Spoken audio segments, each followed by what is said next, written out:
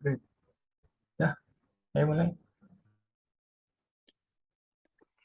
Halo semuanya, bertemu lagi dengan kami dari tim 6. Kali ini kita akan belajar tentang project team.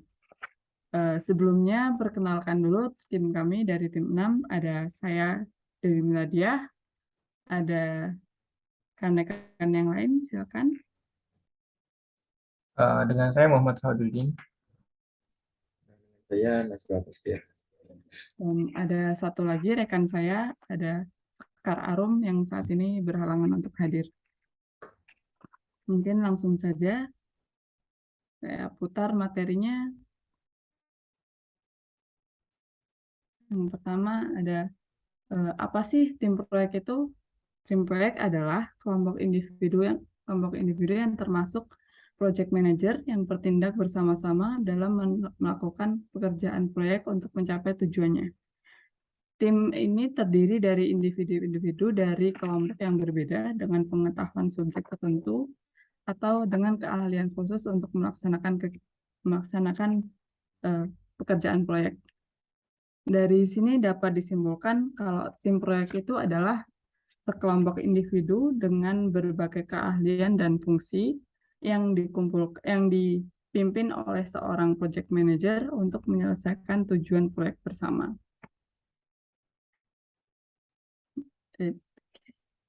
Kemudian apa aja sih peran-peran yang diperlukan dalam proyek, khususnya proyek IT?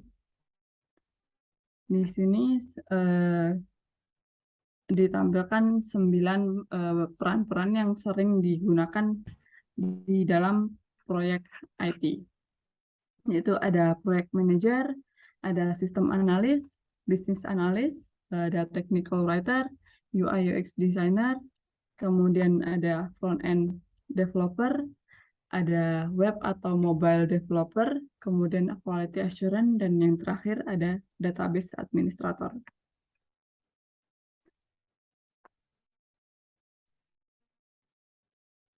Kemudian apa sih itu project manager dan apa sih tanggung jawab atau tugas yang ditanggung oleh project manager?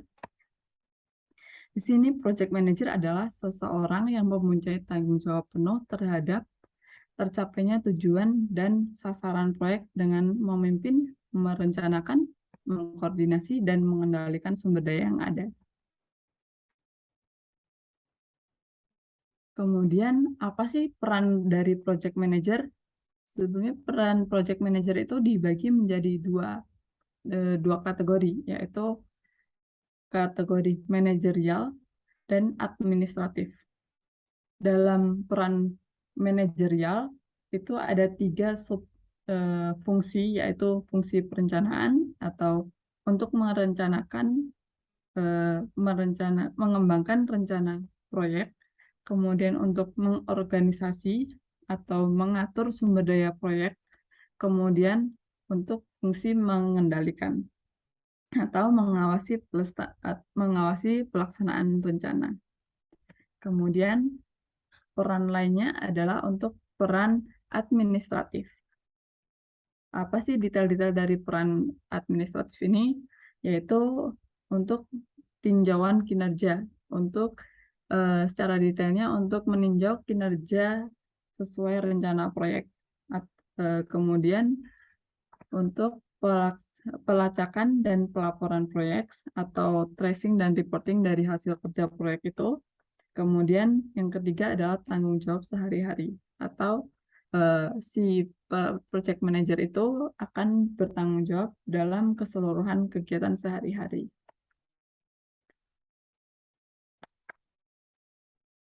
Kemudian apa sih kompetensi yang diperlukan menjadi project manager itu?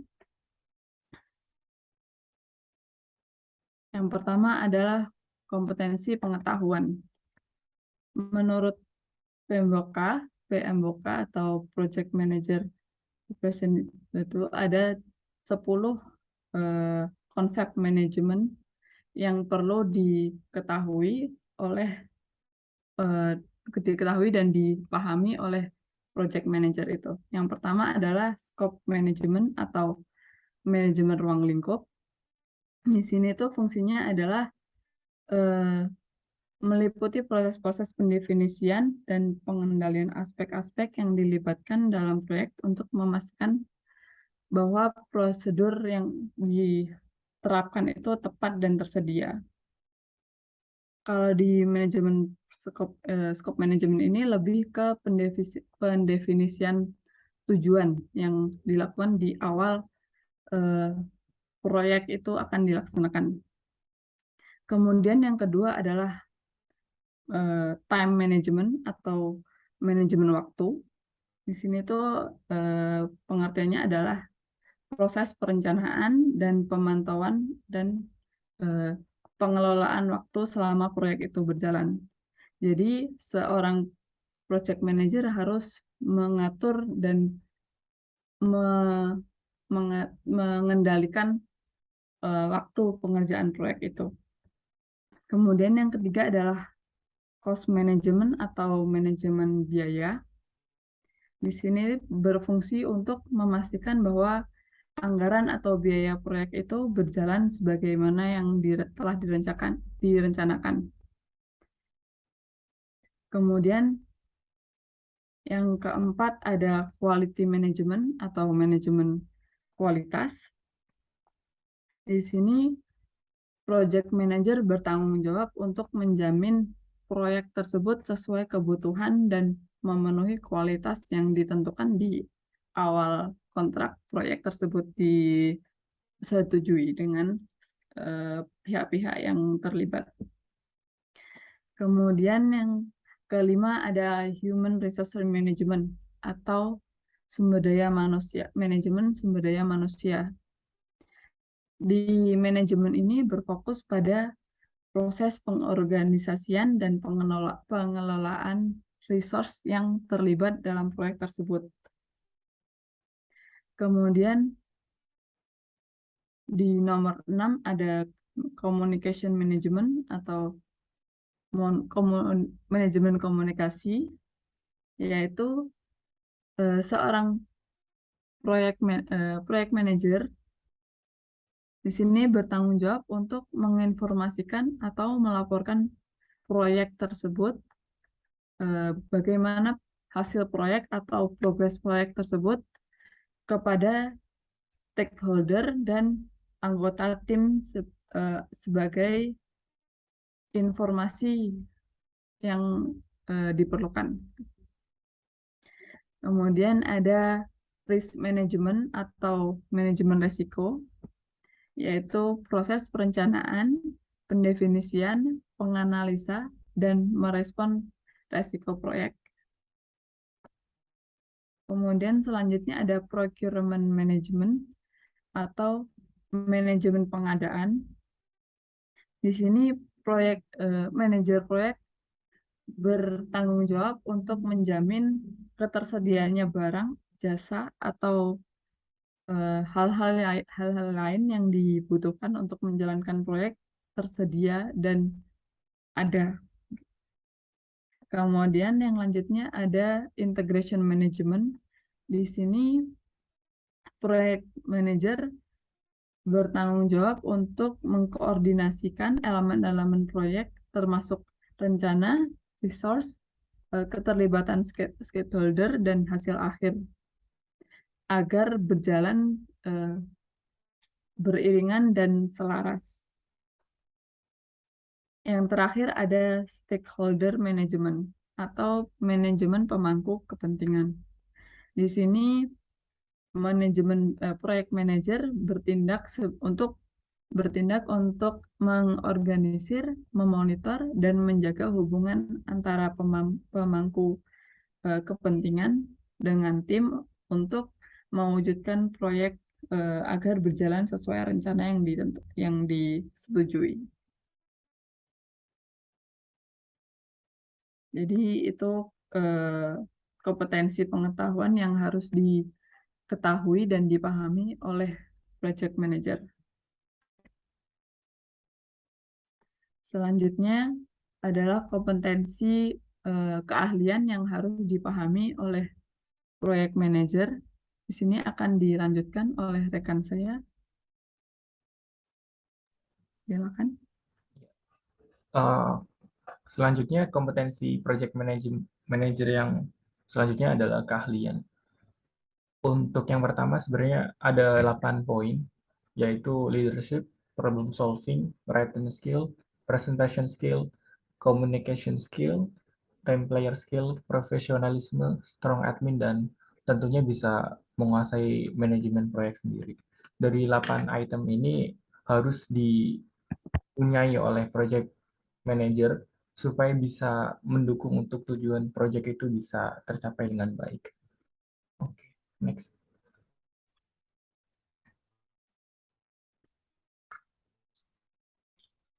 Kompetensi project manager berikutnya adalah dari sikap. Berikut adalah beberapa sikap yang harus dipunyai oleh project manager.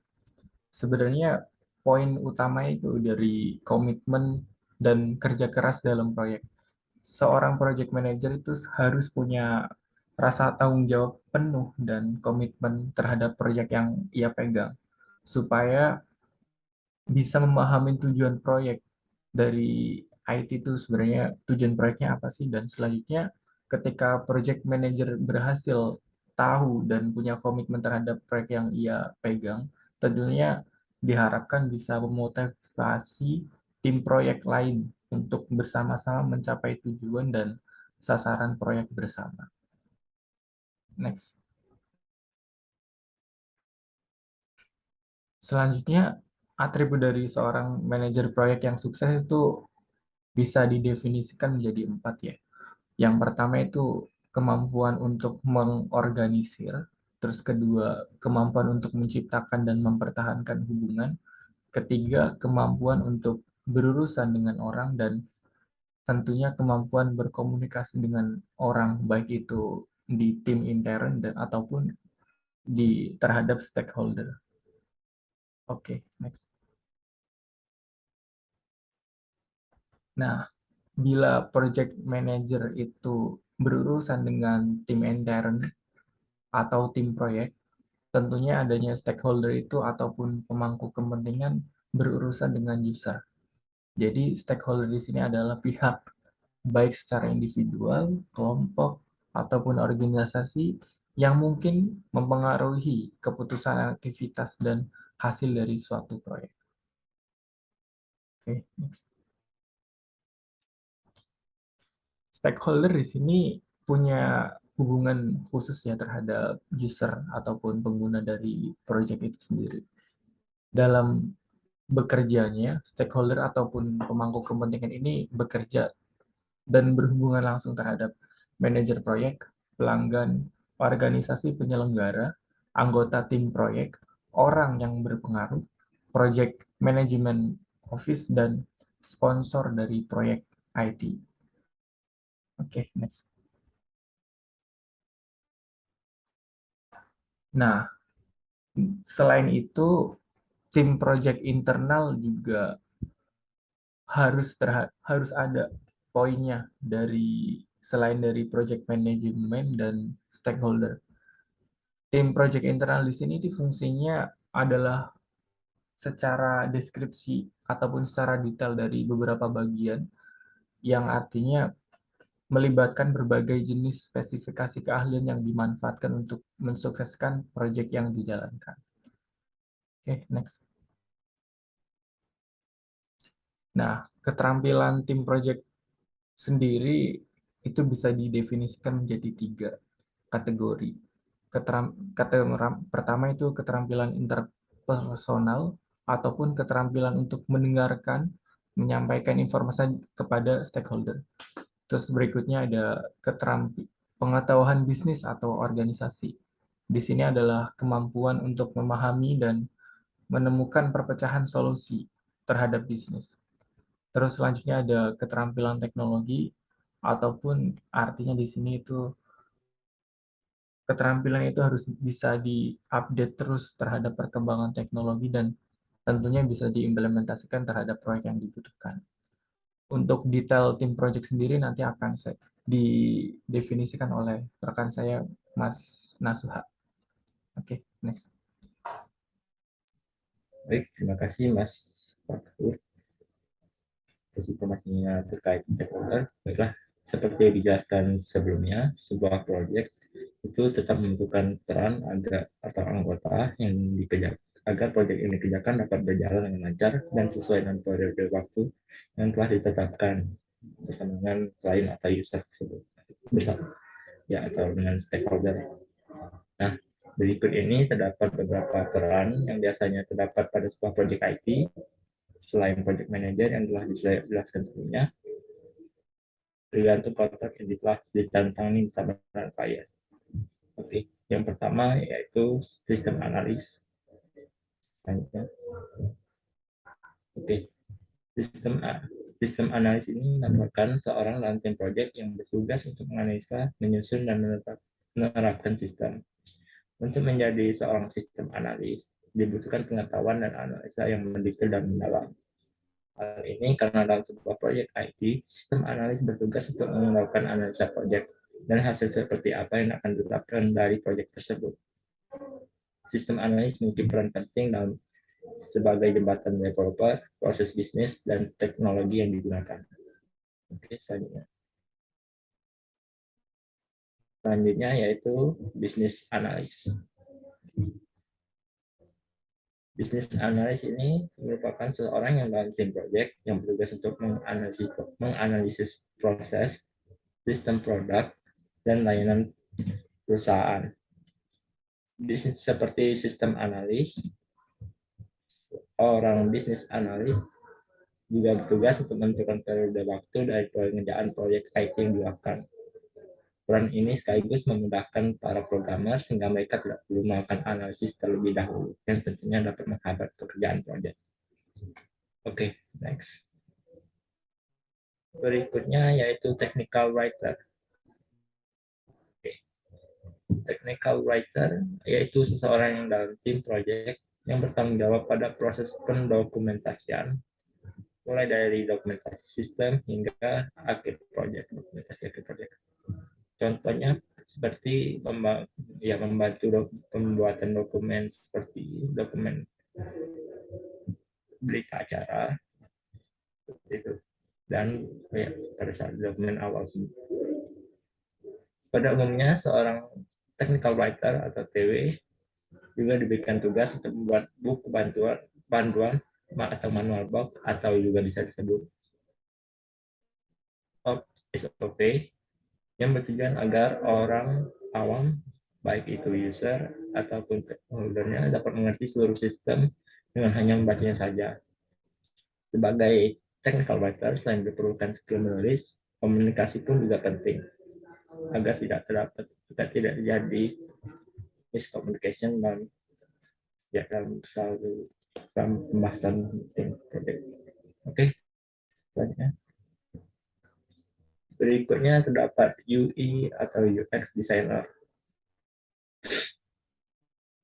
UI atau user interface dan atau user UI UX atau UI user interface user experience designer yaitu merupakan seorang yang dalam tim project yang bertugas untuk menentukan tampilan aplikasi agar aplikasi memang dapat dengan mudah digunakan oleh user selama memenuhi dasar etika.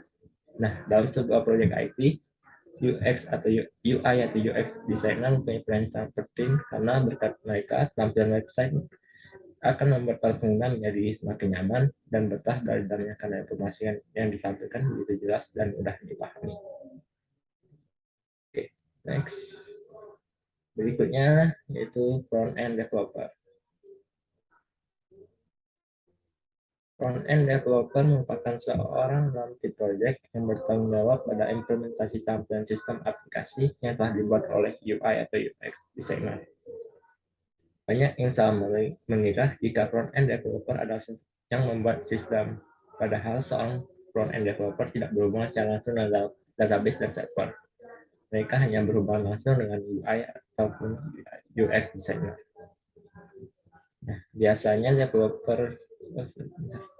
front-end developer lebih banyak berhubungan dengan tampilan website dengan menggunakan pemrograman seperti PHP, Java, CSS, dan bahasa pemrograman user base lainnya.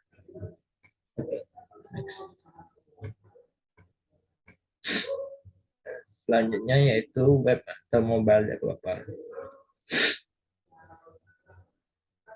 Nah, sebenarnya web atau mobile developer ini bisa juga disebut sebagai back-end developer ya, yaitu merupakan seorang engineer project yang lebih mengarah ke back-end program untuk merealisasikan desain sistem yang dibuat oleh sistem analis. Nah, biasanya dalam membuat sistem yang terintegrasi dengan database, pihak web developer akan membuatnya sesuai dengan keinginan sistem analis. Oke, next. Selanjutnya yaitu quality assurance, atau bisa juga disebut dengan tester. Quality assurance itu seseorang yang dalam tim project yang bertanggung jawab pada hasil akhir sistem yang telah dibuat. Di antara banyak peran yang ada di project IT, peran quality assurance terbilang sangat penting karena tugasnya adalah mengecek apakah sistem yang telah dibuat oleh developer tetap berjalan, apakah bisa berjalan sesuai dengan keinginan. Begitu juga dengan tampilannya. Quality assurance sendiri bertugas untuk melakukan pengetesan terhadap sistem sehingga sistem sesuai dan berjalan sebagaimana mestinya. Jika misalnya terdapat bug atau fitur yang tidak berjalan dengan semestinya ketika telah dites, maka quality assurance perlu mencatatnya dan memberikannya kepada developer untuk dapat diperbaiki sehingga sesuai dengan permintaan klien atau user ataupun stakeholder. Oke, next.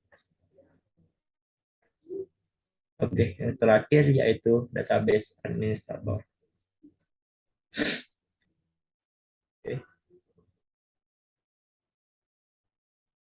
Oke, database administrator yaitu seseorang yang dalam si project yang bertugas untuk mendesain, mengimplementasi, melakukan pemeliharaan serta perbaikan database. Peran ini berfungsi untuk database administrator sering juga disebut dengan database koordinator atau database programmer. Cakupan database administrator atau DBA dalam project IT terbilang cukup luas karena harus memperhatikan dan mengecek desain dan implementasi strategi yang dilakukan, baik cara meningkatkan kinerja performa database dan berbagai hal lainnya yang bertujuan untuk pemahaman bisnis Anda di masa yang akan datang. Oke, next.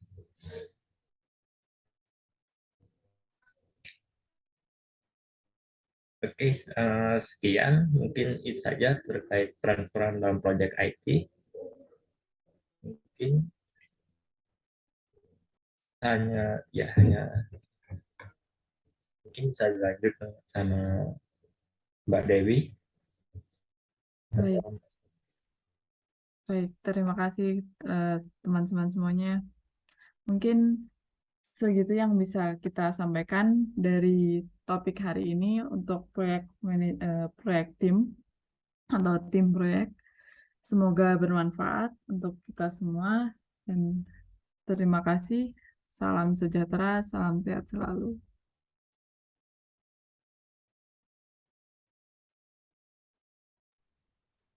Oke, Kak, kita stop ya recordnya. oke.